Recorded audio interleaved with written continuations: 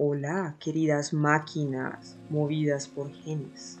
En este video resumiremos el capítulo 2 del libro El gen egoísta. Dawkins inicia mencionando cómo en los orígenes algo que no era organizado empieza a conformar un orden. Recordemos, queridos oyentes, que el universo está conformado por cosas estables. Con lo anterior, el autor da cierta información o apertura desde lo simple a lo complejo. Por lo tanto, nos remitiremos a episodios previos a la evolución, pasos que dieron a la conformación de la primera molécula con la capacidad de replicarse a sí misma. Antes de seguir, queridos oyentes, les recomendamos suscribirse al canal. Estamos de acuerdo en la copia de la información en un sentido biológico, pero recuerda que en la cooperación se hace necesario antes dar una suscripción a cambio al Librorama.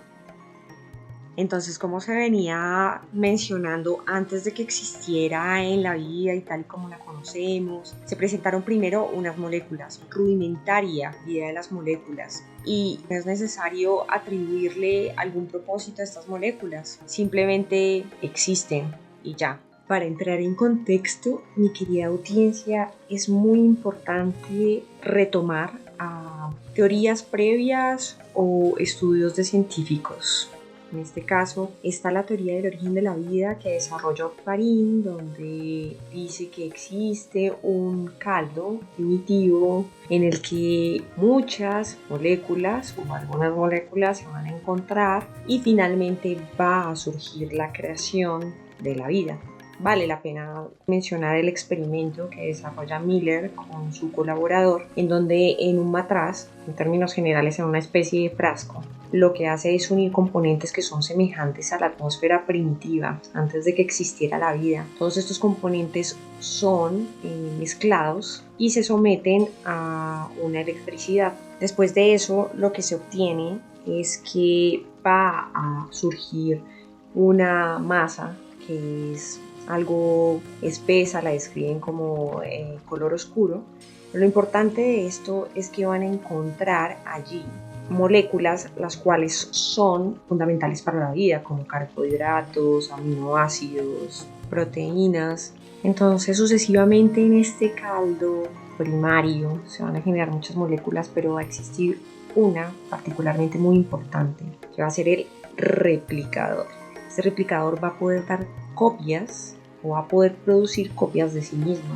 En este caso, haciendo pues un paréntesis, me agradaría mucho si la audiencia quiere participar en el canal y mencionar si postula que fue solo un único replicador o fueron múltiples replicadores que espontáneamente surgieron. En algún momento pues va a pasar que otras moléculas, pues ya como los recursos empiezan a agotar, unas moléculas pueden pegarse a otras y generar afinidad, o van a existir como digamos unos protocarnívoros que de alguna manera podrían degradar otras moléculas para poder tener el sustento o los materiales necesarios para poderse replicar a sí misma. Entonces tal vez desde este comienzo empieza a existir una lucha por mantenerse o por poderse replicar. Se piensa que este primer replicador pudo haber existido o aparecido principalmente en el mar, y entonces así engendra cientos y cientos de copias. Es importante tener en cuenta que cuando se están dando estas copias, pues existe la posibilidad, como nos pasa a nosotros de humanos que estamos escribiendo y nos equivocamos, el error es muy necesario. Lo refiere Dawkins casi que como un prerequisito para la evolución. Es decir, tienen que existir los errores. Pero bueno, estos errores no necesariamente son el único requisito para la evolución. Existen otros elementos y uno muy importante es la velocidad de la fecundidad. ¿Cuánto dura esta molécula? No solo es cuánto tiempo tiene para reproducirse, sino cuántas copias saca de sí misma, y además viene a jugar otro factor muy importante que es el término de la fidelidad, es decir, qué tan igual esta copia es a las otras anteriores. Bueno, en la ciencia siempre ha existido un debate sobre todo con los virus y es están vivos, están muertos, y lo mismo pasaría con esta serie de moléculas. Dawkins dice que esto no es importante o es relevante porque esté o no viva la molécula, lo importante es lo que es en sí misma. Es decir, estas moléculas son capaces de conformar o fueron de alguna manera capaces de conformar lo que ahora conocemos como los organismos vivientes y las estructuras de vida que identificamos. No va a tener mucha relevancia. Queda moléculas que son más favorecidas, que serán las que seguirán por muchos miles de años o algunos tantos años, y habrá otras moléculas menos favorecidas que claramente pues no darán continuidad.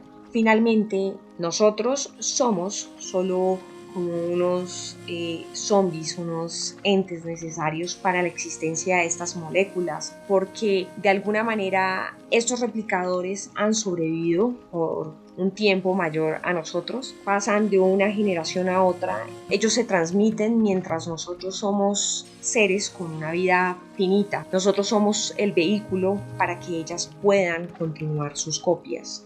Y bueno, ya para finalizar quiero que se lleven estos conceptos así bien importantes, que primero son los 3 conceptos que se van a desarrollar a lo largo del libro, que son la longevidad, la fecundidad y la fidelidad de la replicación. Tener en cuenta que empieza a existir una primera molécula que tiene la capacidad de replicación a sí misma, conocida como el replicador. Esos pequeños elementos que estuvieron en los orígenes de la evolución se mantienen dentro de todos los cuerpos, dentro de nuestros cuerpos y muchos más cuerpos de animales, insectos, etc. A la larga no importa si van a estar vivos o muertos, porque finalmente nos diseñaron e hicieron esta biología para su preservación, ¿no? Les agradezco mucho haber escuchado el capítulo. Nos veremos en la emisión de un nuevo video. Les deseamos a ustedes y sus inquilinos un feliz día.